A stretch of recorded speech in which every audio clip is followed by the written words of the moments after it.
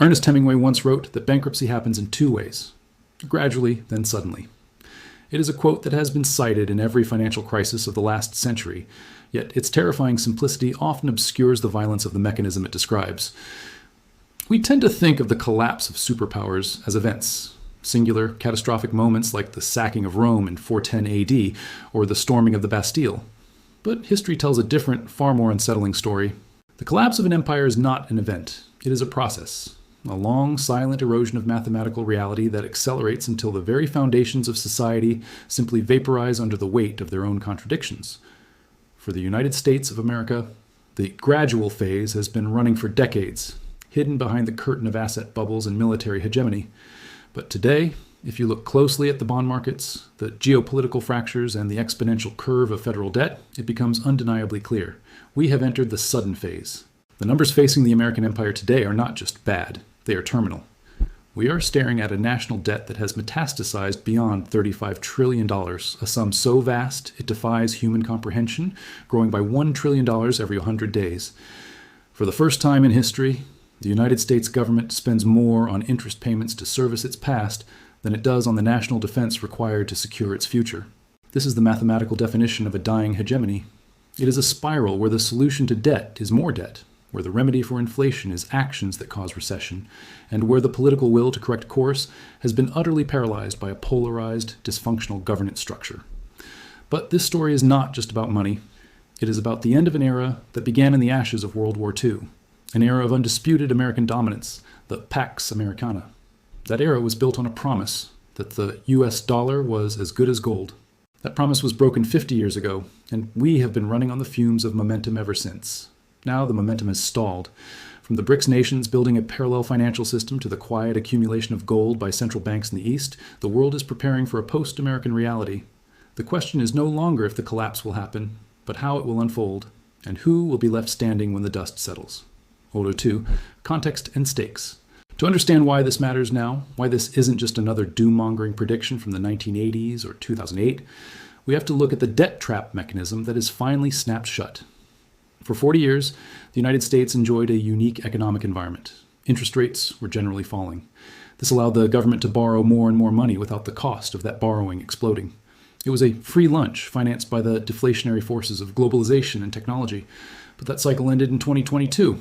When inflation returned and interest rates spiked, the cost of the accumulated debt bomb didn't just rise, it went vertical. The stakes of this shift are existential. The American middle class is already feeling the tremors of this collapse in the form of the silent depression, a reality where GDP numbers go up, but standard of living plummets. Housing affordability is at historic lows, credit card delinquencies are rising, and the purchasing power of the dollar is evaporating in real time. But the macro stakes are even higher. The US dollar is the nervous system of the global economy. It is used to price oil, settle trade, and store wealth for billions of people. If the credibility of the dollar shatters, it won't just be a recession for Americans. It will be a systemic reset of the entire global order.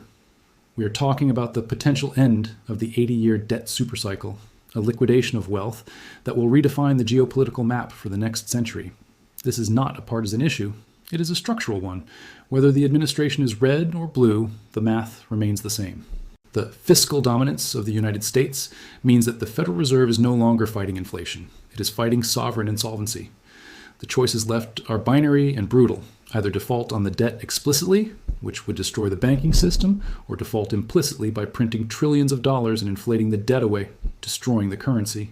History suggests empires almost always choose the latter. Door 3. Historical rewind sequence. To see where we are going, we must first wind the clock back to the moment American supremacy was codified, July 1944.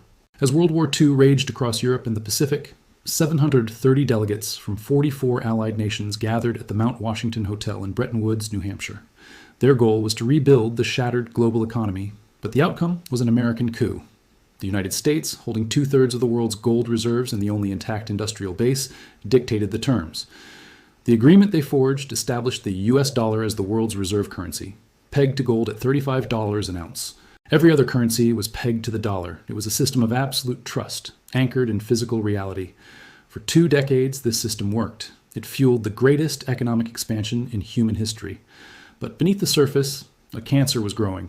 It was identified in the 1960s by a Belgian economist named Robert Triffin, who formulated what is now known as the Triffin dilemma.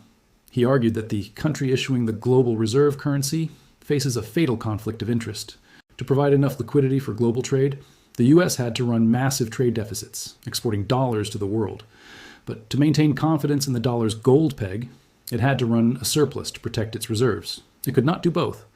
By the late 1960s, the cracks were visible. The United States was bleeding gold.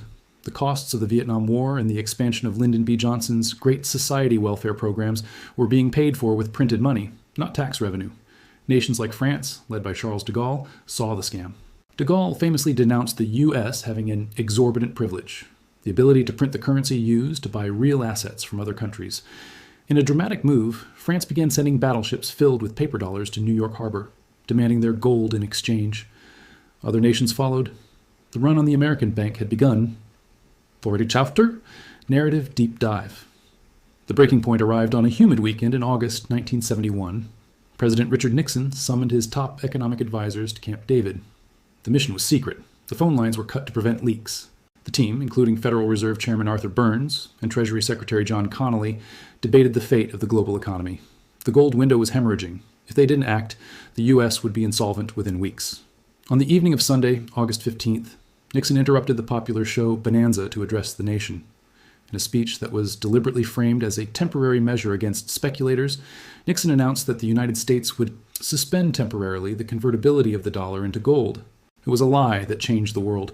The suspension was not temporary. In that moment, the anchor of the global financial system was severed. The dollar became a fiat currency, backed by nothing but the military and political authority of the United States government.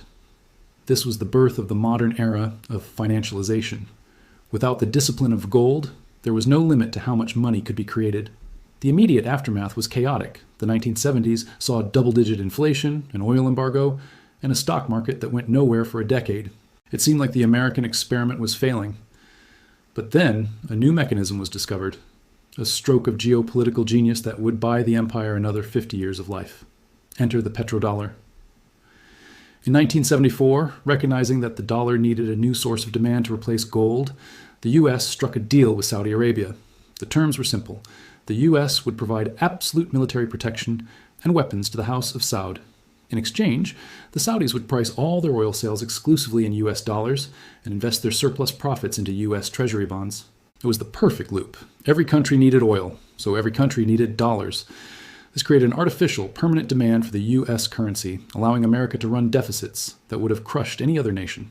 We exported inflation and imported real goods, cars, electronics, resources, in exchange for paper IOUs. It was the greatest economic magic trick in history. Row 5. Mechanism breakdown.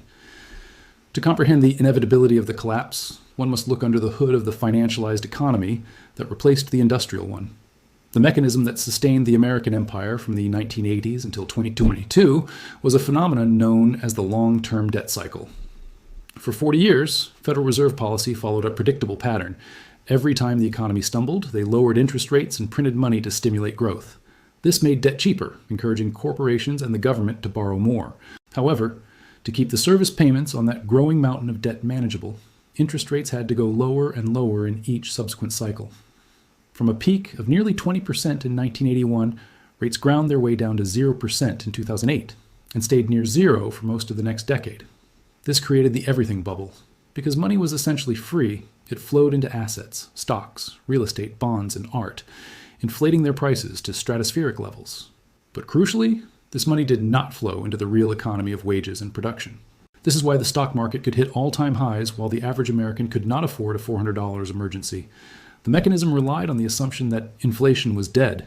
The Federal Reserve believed they could print trillions of dollars through quantitative easing without consequences because the deflationary forces of globalization, cheap labor in China, and technology, automation, kept consumer prices down. They were wrong. They were simply compressing a spring that was destined to recoil with violent force.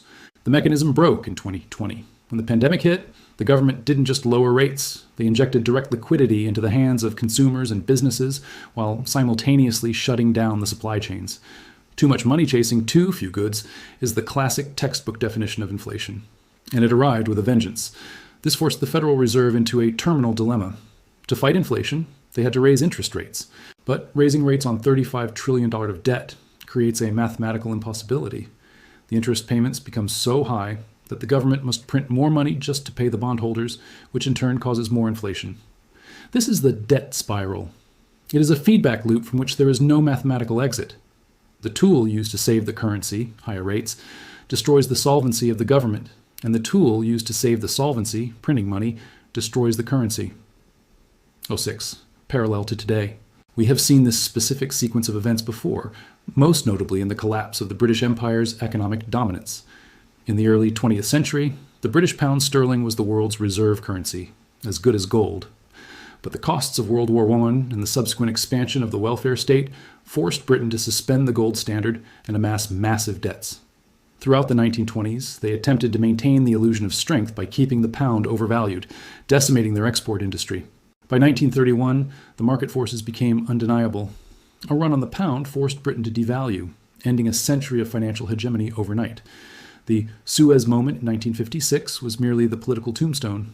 The economic death had happened decades earlier when the math no longer balanced. We also see chilling parallels to the late-stage Roman Empire under emperors Diocletian and Constantine. Faced with a bloated military budget, a sprawling bureaucracy, and a populace demanding bread and circuses, the Roman state began to debase the currency. They mixed copper into the silver denarius, thinking the public wouldn't notice. Initially, it worked. The government could spend more. But eventually, the merchants and the soldiers realized the coins were worthless. Hyperinflation ensued, the economy reverted to barter, and the complex trade networks that sustained the empire disintegrated. Today, we do not clip coins. We click a mouse at the Federal Reserve. But the economic reality is identical. The expansion of the money supply relative to the production of goods is a debasement of the citizenry's labor. Perhaps the most alarming parallel is the crack-up boom, described by Austrian economist Ludwig von Mises, famously observed in Weimar Germany in 1923. Mises noted that in the final stages of a currency collapse, the stock market often skyrockets. This happens not because companies are becoming more valuable, but because the currency used to price them is becoming worthless. People panic buy assets, any assets, to get out of cash. When we look at the American stock market hitting record highs, while the real economy contracts, and the dollar loses purchasing power, we are witnessing the early stages of a modern crack-up boom. It is a flight from currency masquerading as a bull market. 07. Hidden forces and power structures. Behind these visible trends lie the institutional incentives that ensure the collapse continues.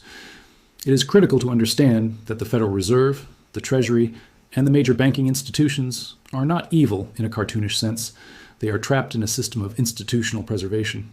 The primary directive of any system is to survive. For the Federal Reserve, admitting that the debt is unpayable would mean a total deflationary depression, a collapse of the banking system, mass unemployment, and likely social revolution. No central banker wants to be the one to turn off the music. Therefore, the incentive structure dictates that they must choose inflation. They must choose to kick the can, creating new liquidity facilities and changing the definitions of stability to keep the game going for one more election cycle. This dynamic is exacerbated by the Cantillon effect, an economic principle observing that new money enters the economy at specific points, usually through the largest banks and government contractors. These entities get to spend the money before prices rise. By the time the money circulates down to the wage earner, prices have already adjusted upward. This functions as a silent, continuous wealth transfer from the poor and middle class to the financial elite. This is why wealth inequality is at the highest level since the Gilded Age. It is not a byproduct of capitalism. It is a direct feature of central banking. The hidden force is the monetary policy itself, which mathematically guarantees that the asset-holding class is bailed out at the expense of the currency-holding class. Furthermore, we must look at the geopolitical incentives of the euro-dollar system. For decades, foreign nations were forced to hold dollars to trade. But the weaponization of the US dollar in 2022, when the US and its allies froze $300 billion of Russia's sovereign reserves, sent a shockwave through the global power structure. It signaled to every nation outside the Western alliance, China, India, Saudi Arabia, Brazil, that their savings were not safe if they disagreed with American foreign policy. This shattered the neutrality of the reserve currency. The hidden shift is that these nations are now actively building an alternative financial infrastructure, CIPS in China, SPFS in Russia, and the expansion of the BRICS alliance. They are not doing this out of ideology alone. They are doing it out of financial survival. 08. Acceleration phase. We are now entering the acceleration phase, marked by the exponential growth of interest payments. In 2020, the U.S. government paid roughly $350 billion in interest on the national debt. In 2024, that number crossed $1 trillion, exceeding the entire defense budget. This creates a fiscal doom loop. As the interest cost rises, the deficit widens. To fill the deficit, the Treasury must issue more bonds. To attract buyers for those bonds, interest rates must stay high. If rates stay high, the interest cost rises further. The only way to stop this loop is for the Federal Reserve to step in and buy the bonds themselves, printing money, which causes inflation, which drives rates higher. This acceleration is visible in the behavior of global central banks. In 2022 and 2023, central bank gold buying hit levels not seen since 1967. The final years of the Bretton Woods gold standard. They are voting with their wallets. They are dumping U.S. treasuries, the promise of future dollars, and buying gold, a bearer asset with no counterparty risk. This is the smart money, exiting the theater while the public is still watching the movie. China has reduced its holdings of U.S. debt to 14-year lows. Japan, the largest holder of U.S. debt, is struggling to defend its own currency and may be forced to sell U.S. treasuries to prop up the yen. If these major buyers turn into sellers, the bond market crashes, and the Federal Reserve becomes the buyer of last resort. Socially, the acceleration manifests as the breakdown of the social contract. As inflation erodes the standard of living, we see a spike in strikes, populism, and political polarization. When a population feels that the system is rigged, that hard work no longer guarantees survival, adherence to the law degrades. We see this in the rise of organized retail theft, the breakdown of municipal services, and the inability of Congress to pass a coherent budget. These are not isolated incidents. They are the symptoms of a currency that is losing its ability to coordinate human activity. The glue that holds society together is trust, and money is simply quantified trust. When the money breaks, the society fractures. 09. Climax and revelation. The climax of this narrative arrives not with a bang, but with a policy decision known as yield curve control. This is the event horizon of the collapse, the point of no return where the free market for government debt is officially abolished. We have already seen previews of this in Japan and during World War II, but when it happens to the global reserve currency, the consequences are tectonic. As the interest on the national debt becomes unpayable, the bond market will naturally demand higher yields to compensate for the risk of default. But the government cannot afford higher yields, so the Federal Reserve will be forced to intervene, buying every bond necessary to artificially suppress interest rates. This is the end game. In this moment, the central bank effectively merges with the government, printing infinite amounts of currency to monetize the debt. It is the final surrender of the currency to save the state. The big truth that every viewer must internalize is that we are witnessing a sovereign debt crisis of the highest order. In 2008, the banks broke and the government bailed them out. Today, the government is broke, and there is no one larger to bail them out. The only entity left is the printing press. This means that the value of your labor, your savings, and your pension is being systematically diluted to fill the black hole of federal insolvency. The collapse is not a malfunction of the system. It is the feature designed to liquidate the liabilities of the state. The inflation you see at the grocery store is not a supply chain issue. It is the default in slow motion. The government is defaulting on its promises to you by paying you back in dollars that are worth less than when you earned them. This revelation leads us to the great wealth transfer. History shows that during these resets, wealth is not destroyed. It is transferred. It moves from those who hold paper assets, currency, bonds, and annuities, to those who hold real assets, gold, commodities, land, and productive businesses. The collapse of America is really the collapse of the paper standard. The elites understand this. It is why land acquisitions by billionaire investors are at record highs. It is why central banks are repatriating their gold reserves from London and New York. They are preparing for the moment when the music stops, and the only things that matter are those that have no counterparty risk. We are moving from an era of financial engineering back to an era of physical reality. 10. Ending. As the dust settles on this analysis, we must step back and view this transition through the lens of history, devoid of panic but rich in perspective. The collapse of the American financial hegemony is not the end of the world. It is the closing of a chapter. The British Empire ended, yet Britain remains. The Roman Empire fell, yet civilization continued.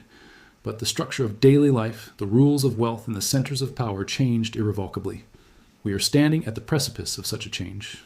The American century, defined by the exorbitant privilege of the dollar and the limitless expansion of debt, is mathematically over. The inertia of the past can no longer overcome the friction of the present. The future that awaits is a multipolar world, a world where the United States is a major player, but no longer the singular architect of global finance. It will be a harder world, A world where resources matter more than reputation, and where savings must be defended rather than passively accumulated. For the individual, this is a call to action. The collapse is only a tragedy for those who cling to the illusions of the old system. For those who understand the cycle, it is a moment of clarity. The 1929 pattern, the middle-class liquidation, and the final stage of collapse are all different names for the same phenomenon, the inevitable correction of a system that tried to defy the laws of economics. The sun will rise tomorrow and the markets will open, but the fundamental contract has changed. The era of easy money is dead. The era of consequence has begun. The final stage is not something that will happen to us in the distant future. It is something we are living through right now. The empire of debt is falling, and in its place a new reality is being forged, one where truth, hard assets, and self-reliance are the only currency that will hold its value.